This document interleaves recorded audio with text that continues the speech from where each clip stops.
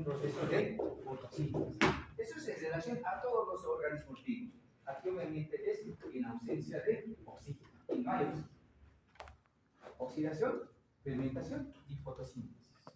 Las bacterias pueden emplear cualquiera de estas cosas, sea aerobia o anaerobia. ¿Por qué nos sirve estudiar lo que es el metabolismo bacteriano? ¿Por qué estudiamos? Porque cuando hablamos de metabolismo bacteriano tenemos que hablar de lo que es la curva de crecimiento bacteriano. Y esto principalmente hablamos cuando hacemos un cultivo de los microorganismos. Nosotros creamos medios de cultivo para que las bacterias desarrollen. Por ejemplo, yo puedo tener un cuadro de palito amigdalitis. La mayor parte de nosotros hemos utilizado dolor de garganta.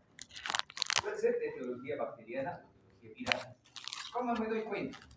Si se acuerdan, en lo que hemos hablado de diagnóstico se hace de una forma clínica, epidemiológica y laboratorio. Nosotros tenemos que hacer el diagnóstico inicialmente siempre clínico y epidemiológico. Época de frío, es frecuente que nosotros tengamos dolor de garganta. Le pido que abra la cavidad bucal, que baje la lengua, inmediatamente yo veo las amígdalas, veo el anillo de Waldeck. Veo las amígdalas están aumentadas de tamaño, veo que existen puntos amarillentos o blanquecinos, ya voy a sospechar que es un microorganismo, en este caso es una bacteria. Si hay pus y hay secreción purulenta, inmediatamente yo digo que es una bacteria. Y por el antecedente epidemiológico en estas épocas es frecuente que nosotros tengamos infección por el estreptococo. Y el más frecuente, el estreptococo pyogenes. Es lo más frecuente. Por la parte epidemiológica, por la parte clínica, yo ya he dicho que es una infección bacteriana. Pero si veo que es la cavidad bucal y está aumentado de tamaño y solo veo puntos rojitos, solamente hay inflamación, una secreción purulenta, infección viral. Ya he hecho el diagnóstico clínico y he hecho el diagnóstico epidemiológico. ¿Qué hago ahora? Hago el diagnóstico laboratorial. Claro, nosotros no lo hacemos. Esto finalmente digo, vaya al laboratorio, que le tomen una muestra y que se realice un cultivo. Ahí van a determinar las características del microorganismo, van a determinar el metabolismo del microorganismo. ¿Qué es lo que va a hacer? Imaginen que utilicen un agar sangre. En agar sangre van a cultivar. Inmediatamente, ¿qué va a suceder en el medio de cultivo? Va a haber una fase de adaptación del microorganismo. Como es un nuevo ambiente, el microorganismo se va a empezar a adaptar. Obviamente, ese medio de cultivo tiene diferentes sustratos, macronutrientes y micronutrientes. Tiene hidratos de carbono, proteínas, lípidos, tiene bases, todo tiene ese medio de cultivo. Inicialmente se empieza a adaptar, es como ustedes. Vienen aquí al lado y se empiezan a adaptar. ¿O no? A ver si no conozco a la señorita, no conozco un familiar, medio agresivo parece ahí. Me estoy adaptando a ustedes. Posteriormente hay una fase de reproducción o división. Ya me he adaptado. Entonces, aquí, obvio, no me voy a reproducir aquí. Pero voy a empezar ya a conversar con ustedes, a hablar con ya aquí de esto. Si me caes, porque mira, te he visto tu peinado. Si tuviera más pelo, me peinaría como por. Pero lo que están haciendo, están reproduciéndose. Aquí han conocido el medio de cultivo, aquí están empezando a utilizar los nutrientes. Hay reproducción, hay procesos metabólicos. Pero esto no es de por vida. Inmediatamente hay una fase estacionaria. Y en la fase estacionaria es cuando ya los nutrientes se están acabando, ya se están disminuyendo los nutrientes. Por lo tanto, ya no se reproducen de manera acelerada. Están manteniendo la cantidad, pero va a empezar a disminuirse en la fase declinatoria o de muerte. Esto sucede en un medio de cultivo y nosotros eso denominamos la curva de crecimiento bacteriano. Ya han sucedido diferentes procesos metabólicos. A la larga los metabolitos se terminan y hay un proceso de muerte. Ahora, ese es el metabolismo, pero en el laboratorio, ¿qué nos sirve? Nosotros determinamos, por ejemplo, los catabólicos y anabólicos en las bacterias. Utilizamos medios de cultivo aparte de la sangre. Imagínense que la persona tenía infección por Escherichia coli a nivel del tracto urinario. ¿Cómo hago el diagnóstico? Puedo utilizar el medio de cultivo SI, el medio de cultivo KIL, o inicialmente puedo utilizar el medio de cultivo de Macomb. ¿Para qué me sirven estos medios de cultivo? Estos medios de cultivo, como por ejemplo el medio de cultivo de Macomb, me sirve para diferenciar bacterias lactosa positivas y lactosa negativas. ¿Qué es la lactosa? Silencio los demás. Quiero ver si se acuerdan.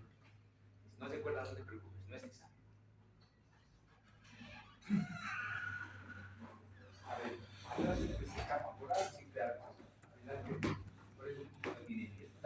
lactosa es un disacárido.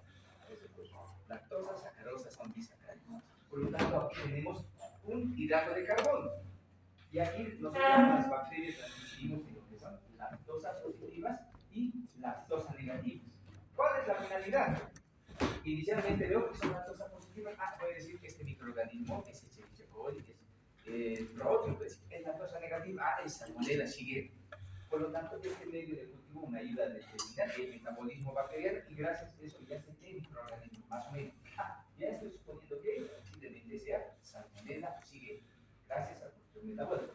Una vez que tengo el medio de cultivo y varias bacterias, agarro todas las bacterias que son lactosa negativas y las voy a inocular con el medio de cultivo que sí. Este es siempre azúcar hielo. ¿Qué me determina? Me determina el metabolismo de los hidratos de carbono. Glucosa, sacarosa y lactosa. Eso me determina el metabolismo. Y la presencia de sulfuro y la presencia de indol, incluso motilidad. ¿Cómo hacemos? Imagínense que el medio de cultivo tenga la forma de este tubo y aquí yo tengo el medio de cultivo. Inmediatamente inoculo aquí al microorganismo y en el trayecto se han quedado algunas bacterias. Si la bacteria degrada alguno de estos hidratos de carbono, el medio de cultivo era rojo, inmediatamente se va a tornar de un color amarillo. Eso me está indicando que esa bacteria metaboliza ese hidrato de carbono. Y eso ya me está dando un parámetro. Tengo una tablita donde dice Escherichia coli metaboliza sacarosa. Salmonella no metaboliza sacarosa. Con la tablita comparo. Por lo tanto, gracias a esos procesos metabólicos, yo ya puedo determinar el género bacteriano. Y ese es el diagnóstico laboratorial. Eso es lo que se hace en la laboratorio. Ahora, actualmente, con los métodos de diagnóstico más sensibles, esto ya se está obviando, por si acaso. Antes, por lo menos, se tardaba el diagnóstico entre 3 a 4 días. Yo le envío a mi paciente, tiene un cuadro de infección del tracto urinario, le van a dar enviar una muestra de orina, realizan el cultivo, hasta que vayan a la bacteria que es patógena, tarda otras 24 horas, hasta que hagan la prueba de TC, otro tanto. Tardan bastante tiempo. Actualmente tenemos métodos semiautomatizados e incluso automatizados. Colocamos la muestra y el diagnóstico ya lo tenemos en 3 a 4 horas por si acaso. ¿Cuál es el problema? El costo económico. Pero a la larga, esas pruebas determinan la parte metabólica de estos microorganismos. Esa es la finalidad de los casos. Bien, estamos hablando de metabolismo, pero no nos estamos complicando con las enzimas. Esa es la parte más grande que ustedes tienen que conocer. Ahora, cuando hablamos de metabolismo bacteriano, sí debemos de conocer que algunas bacterias van a desarrollar en medios donde existe la presencia de oxígeno, ausencia de oxígeno o pequeña cantidad de oxígeno. Por lo tanto, las bacterias se van a dividir o clasificar según la concentración de oxígeno. Esto sí quiero que se memorice. Y eso también les va a servir y algunas también les van a preguntar. Uno, las bacterias aerobias. 2, las bacterias microaerofílicas.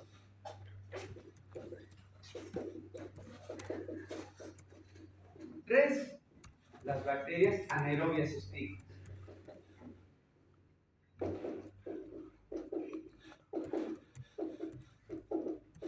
4, las bacterias anaerobias facultativas. 5, las bacterias anaerobias aerotolerantes.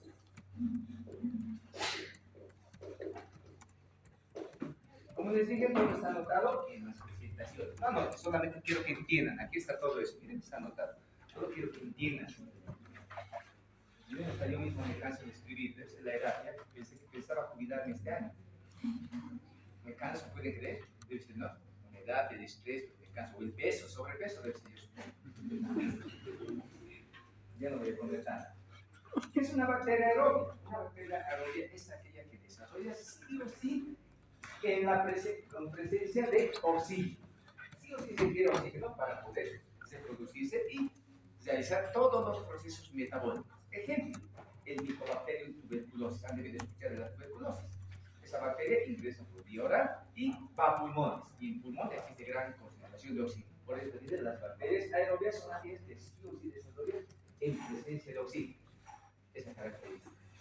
Las microaerofílicas desarrollan en presencia de oxígeno, pero solamente tiene que haber una concentración, algunos dicen 12, algunos dicen 13% de oxígeno. No puede haber más. Ejemplo. Hay un ejemplo típico. Miren, les he visto ahorita y me he olvidado. Es una bacteria que está a nivel del estómago y es frecuente. Helicobacter. En serio, el nombre de la ausencia de la edad o la C. El Helicobacter. Nosotros a nivel del estómago tenemos una concentración aproximada entre 12 a 13%. Por lo tanto, es un medio apropiado para que este microorganismo desarrolle a nivel del estómago. Este es un ejemplo de bacteria microaerobia. Las anaerobias estrictas, estas desarrollan en lugares donde no existe oxígeno. Por lo tanto, ahí no debe haber oxígeno. Sin oxígeno. Ejemplo, el Clostridium tetani. Este desarrolla en lugares donde no existe oxígeno. Luego tenemos las anaerobias facultativas, que son bacterias que pueden desarrollar en presencia de oxígeno, pero también en ausencia de oxígeno. Pero son facultativas. ¿Cuál es la característica? Que estas bacterias sí o sí los procesos metabólicos los realizan en procesos de anaerobiosis. Puede haber oxígeno, igual metaboliza, igual se reproduce, pero sí o sí tiene que ser su proceso por vías de fermentación, anaerobiosis. En cambio, las bacterias agrotolerantes desarrollan igual en presencia de oxígeno, en ausencia de oxígeno, pero utilizan cualquiera de las dos vías, la vía de fermentación o la vía de oxidación. Es decir, utilizan procesos donde existe ausencia de oxígeno y presencia de oxígeno. Esa es la diferencia entre bacterias anaerobias facultativas y agrotolerantes. La vía metabólica, sí. Esa es la diferencia.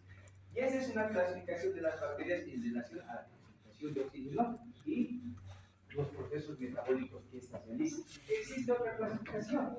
Igual, cuando hablamos de los procesos metabólicos, las bacterias requieren ciertas características. Uno es que es presencia de oxígeno. Otro es la temperatura.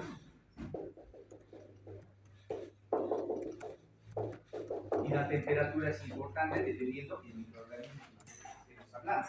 Por lo tanto, clasificamos en 4 grupos de bacterias. Las bacterias mesófilas, primero las ciclófilas. Luego tenemos las bacterias mesófilas. Las bacterias termófilas. Y las que son hipertermófilas. 4 grupos de bacterias. ¿Cuál es la diferencia? En el primer grupo tenemos las bacterias que van a desarrollar a una temperatura de 0 a 20 grados centígrados. Las segundas, entre 20 a 40 grados centígrados. Las terceras, entre 40 a 70 grados centígrados. Y finalmente, las hipertermófilas van a desarrollar entre 90 a 115 grados centígrados. Un poquito pueden variar los grados. Pero ¿cuáles nos interesan a nosotros, a los seres humanos? Las bacterias de tipo mesófilas, porque la temperatura corporal está alrededor de 37 grados centígrados. Por lo tanto, las bacterias que nos interesan son las bacterias de tipo mesófilas. Ejemplo, puede ser Escherichia coli, Salmonella, Shigella, puede ser Listeria, lo que ustedes quieren, porque van a desarrollar esta temperatura. Las otras no digo que no nos interese. Por ejemplo, las bacterias hipertermófilas de 95 grados, nosotros nunca vamos a entrar en contacto con ellas. ¿Has ido a algún volcán? ¿Has entrado a nadar? No, no ves. Esas están cerca de los volcanes. En esas aguas termales llegan a 50, 80, 90 grados centígrados. Ahí están esas bacterias. ¿Para qué nos sirven estas bacterias? Las hipertermófilas estudian principalmente laboratorios de cosmetología. Como se sienten altas temperaturas, estas bacterias se caracterizan por absorber gran cantidad de agua. Y si absorben gran cantidad de agua, son capaces o se pueden emplear para la elaboración de cremas hidratantes. Por lo tanto, las cremas hidratantes son bacterias simplemente, en algunos casos, no en la totalidad por si acaso. No se asusten, las que utilizan crema todo el día. Yo también me incluyo. Me dan un momentito.